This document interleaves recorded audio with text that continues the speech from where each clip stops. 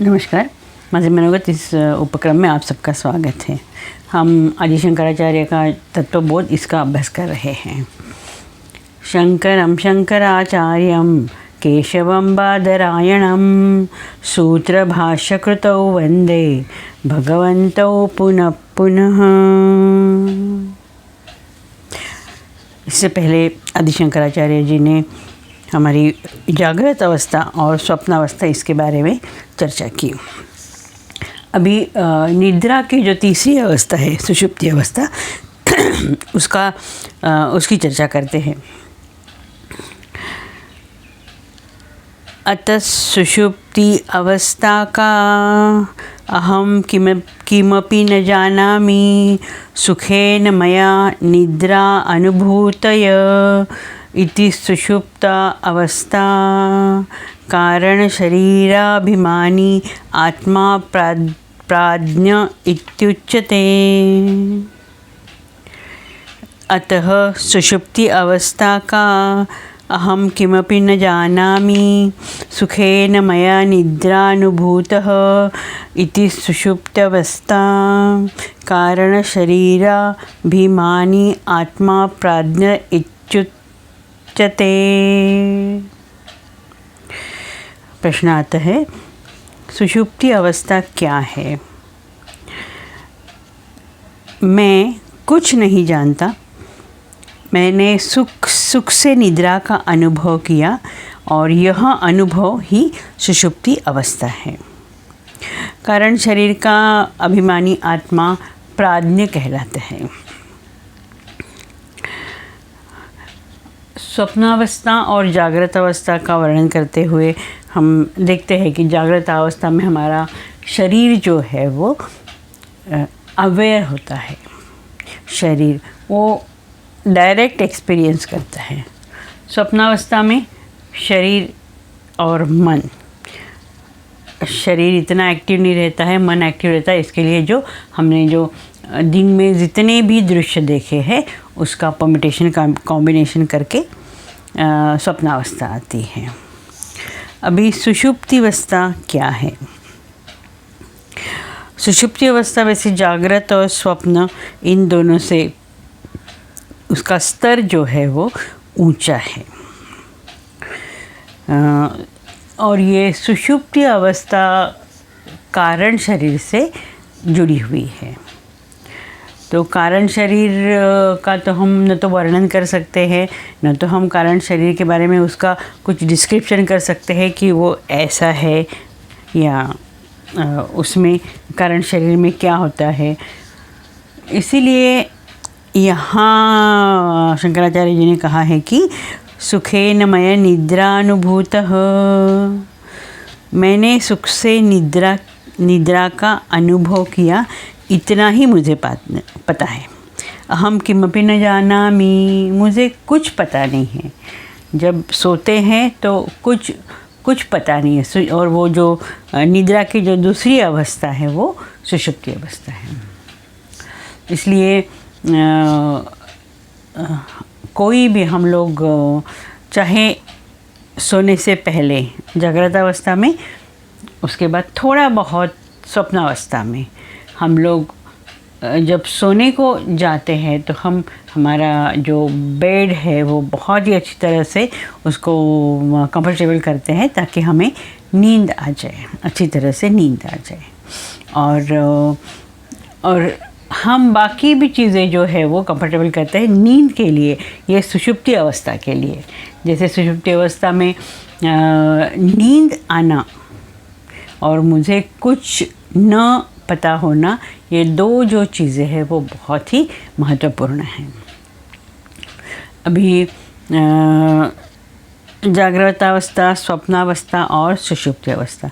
सुषुप्ति अवस्था में हम प्रवेश किया और हमारी सुषुप्ति अवस्था समाप्त हो गई और फिर हमें नींद खुल गई हमारी। तो उस अवस्था में हमें सिर्फ इतना पता है कि मुझे बहुत अच्छी तरह से नींद आ गई, मैं बहुत अच्छी तरह से सोया।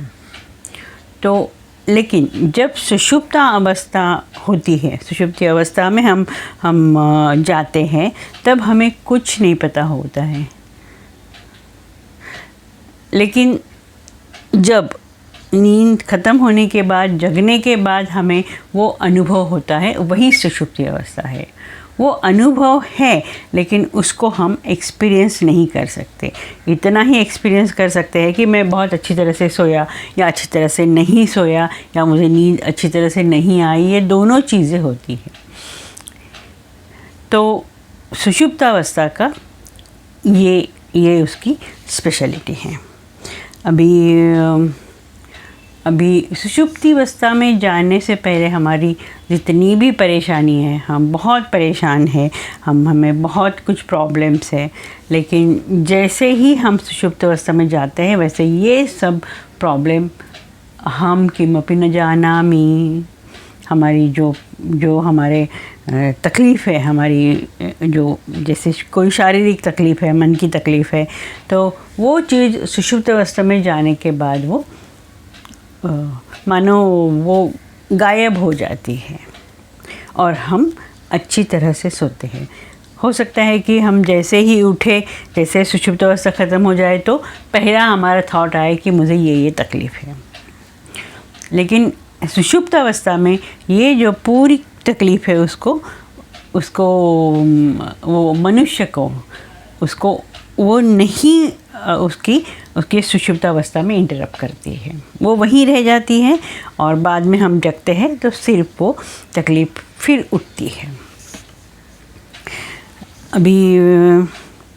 अभी इसीलिए कितना भी चाहे एक रूम में वो मालिक और उसका नौकर सोया हो, 2 बेड है, नज़दीक लगे हैं, तो कभी कभी सुषुप्त अवस्था में दोनों को भी पता नहीं। इसीलिए एक हो सकता है कि जो मालिक जो है वो अपना पैर या वो अपने नौकर के ऊपर डाल दे, या नौकर मालिक के ऊपर हाथ डाल दे, क्योंकि उस वक्त न तो वो नौकर होता है, न तो वो मालिक होता है। दोनों भी सुषुप्तावस्था से गुजर रहे होते हैं। तो ये सुषुप्त अवस्था जो है वो एक है कि मुझे कुछ भी पता नहीं है, क्या हो रहा है सुषुप्त अवस्था में। ये सुषुप्त अवस्था है। अभी ये सुषुप्त अवस्था ये कारण शरीर का अभिमानी आत्मा है। हमने देखा कि जो हमारा जो आत्मा है वो जागृत अवस्था में उस तादात्म्य करता है वो, और तादात्म्य करने के बाद उसको विश्व कहलाता है। स्वप्नावस्था में आत्मा जो है वो विश्व कहलाता है, और यहाँ ये जो कारण शरीर का अभिमानी आत्मा प्राज्ञ कहलाता है। अब प्राज्ञ को हम कहेंगे कि प्रायेण अज्ञ। इसका मतलब है कि जो अज्ञ है वो अज्ञानी है, कारण शरीर अज्ञानी है, इसके लिए वो कारण शरीर के साथ जब उसका तादात्म्य होता है तो वो अज्ञ कहलाता है। अज्ञ मीन्स अज्ञानी है, उसको कुछ पता नहीं है। और ये प्राज्ञ जो आत्मा है उसको वो बहुत उच्च स्तरीय उनका जो तादात्म्य है वो होता है। वो सुषुप्ति अवस्था में पूरा वो जो अवस्था है वो अज्ञानी अवस्था है, अज्ञान की अवस्था है। मैं कुछ नहीं जानता, इसका मतलब अज्ञान की अवस्था है। अब ये अज्ञान इतना प्रकर्षा होता है कि हमें उस अज्ञान के बारे में भी पता नहीं है कि अज्ञान क्या है। कारण शरीर भी अज्ञानी है और इसके लिए सुषुप्ता अवस्था भी अज्ञानी है। अभी सुषुप्ति अवस्था का जो तादाद में है वो कारण शरीर से होता है, और ये कारण शरीर का अभिमानी होता है, वो अपने आप को कारण शरीर मानता है। और कारण शरीर जिस तरह से अभी अज्ञानी है, उसको पता नहीं कि कारण शरीर में क्या हूँ, ये पता नहीं है, इसके लिए आत्मा भी कारण शरीर से जब तादात्म्य करता है, उसके साथ है, उसके साथ अभिमान करता है, तो वो प्राज्ञ कहलाता है, अज्ञानी कहलाता है। अभी शंकराचार्य जी ने जो 3 अवस्था के बारे में बहुत सुंदर रीति से उन्होंने एक्सप्लेन किया है कि जागृत अवस्था में शरीर और मन भी दोनों भी एक्टिव होते हैं। स्वप्नावस्था में शरीर एक्टिव इतना नहीं होता है, लेकिन मन जो है वो एक्टिव होता है, इसके लिए वो अलग अलग प्रकार की दृश्य दिखाता है।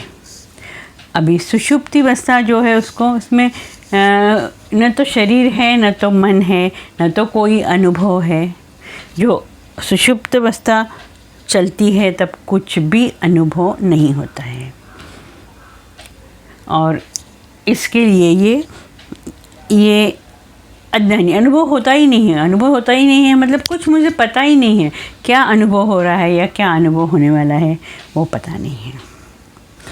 तो इस तरह से जो तीनों अवस्था का वर्णन करने के बाद शंकराचार्य जी कहते हैं कि लेकिन इतनी ये अवस्था है, हमें दिखता है, स्वप्न हमें दिखता है, सुषुप्ति में हमें कुछ पता नहीं, लेकिन इसके साथ जो तादात्म्य होने वाला जो आत्मा है वो अशरीरी है। वो आत्मा को न तो शरीर है, न तो उसको उसका कुछ फॉर्म है, न तो उसका कुछ भी, उसका जो हम कोई भी वस्तु जो है उसका जो फॉर्म हमें दिखता है, वो जो जगह व्याप्त करता है, वो आत्मा के लिए नहीं है, वो अशरीरी है। जब ये आत्मा शरीर धारण करता है तब वो जीव कहलाते हैं। जागृत अवस्था में, स्वप्नावस्था में और सुषुप्ति अवस्था में। लेकिन आत्मा जो है वो ये तीनों अवस्था में ये सब अनुभव है उससे दूर रहता है, और वो दूर रह के ये पूरी अवस्था, तीनों अवस्था से दूर रह के वो सिर्फ साक्षी करके देखता है, क्या हो रहा है वो देखता है। हमने पहले भी कहा है कि जिस तरह से वो परेड जाती है, परेड में जो सैनिक है वो जाते हैं, तो हम उससे दूर रह के वो हर एक परेड का वो हम अनुभव करते हैं। हम उसमें इन्वॉल्व नहीं होते हैं, वो अनुभव करते हैं और हम देखते हैं कि ये जा रहे हैं, वो जा रहे हैं। या तो हम कभी रोड के बाजू में खड़े हैं तो वहाँ से कार जाती है, अलग अलग प्रकार की कार जाती है, वो साइकिल जाती है, बस जाती है, कोई जो लोग हैं वो पैदल चलते हैं, तो हम उसको देखते हैं, हम उसके बारे में सोचते भी है कि ये कार इस कलर की है, या वो कार इस कंपनी की है, या जो आदमी है वो जा रहे हैं वो बहुत अच्छी तरह से कपड़े पहने हैं, वो एक जो कोई वहाँ फल बेचने वाला है वो जा रहा है। सो ये सब जो दृश्य है वो जिस तरह से हम दूर रह के साक्षी रह के देखते हैं, वैसे ही ये आत्मा जो है वो तीनों अवस्था में साक्षी बनके, या दृष्टा उसको कहेंगे, साक्षी या दृष्टा वो कहलाता है। हाँ, जिस तरह से हम देखते हैं कि वो स्वप्नावस्था और जागृत अवस्था में नानात्व का उसको अनुभव होता है, नाना दृश्य का अनुभव होता है, लेकिन सुषुप्ति में वो अपने पराये को नहीं जानता है, उसको अपना भी नहीं पता, पराया भी नहीं पता, कौन है, मैं किसके साथ पूरा सोने के लिए रूम शेयर कर रहा हूँ, ये सोने के बाद, सुषुप्ति अवस्था के बाद उसको कुछ जानता नहीं है। और इसीलिए ये शुद्ध आत्मा जो है वो तीनों अवस्था का प्रकाशक है और असंग है। असंग है मतलब वो उसमें इन्वॉल्व नहीं होता है, दूर रह के देखता है, वो देखता है, उसको सब पता है। और इसके लिए यह साक्षी या दृष्टा कहलाता है। आज हम यहीं रुकते हैं। अगले क्लास में हम पंचकोश के बारे में चर्चा करेंगे। नमस्कार।